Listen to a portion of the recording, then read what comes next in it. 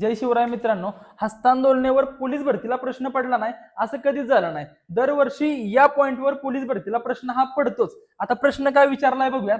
तर बघा, एका व्यासपीठावर प्रत्येकाने प्रत्येकाशी हस्तांदोलन केल्यास एकूण 120 हस्तांदोलने झाली, तर त्या व्यासपीठावर एकूण व्यक्ती किती? आता इथं तुम्हाला हस्तांदोलने किती झाल्यात सांगितलेलं आहे, 120 हस्तांदोलने झाल्यात, तर तिथे व्यासपीठावर व्यक्ती किती असतील असा प्रश्न विचारलाय तुम्हाला. काय करायचं बघा, ट्रिक्स न सोडवायचा आहे प्रश्न. डायरेक्ट हस्तांदोलने घ्या. किती आहेत?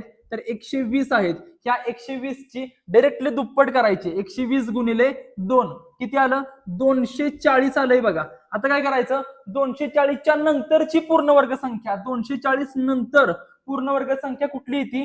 तर 256 येते बघा. आणि हा कुणाचा वर्ग आहे? तर 16चा वर्ग आहे. म्हणजे 256चं वर्गमूळ किती येणार आहे? 16. म्हणजे 16 व्यक्ती असणार आहेत त्या व्यासपीठावरती. अतिशय महत्वाचा क्वेश्चन आहे आणि आपण हा ट्रिक्सने सोडवला. अशाच नवनवीन ट्रिक्स बघण्यासाठी आपल्या पेजला फॉलो करा.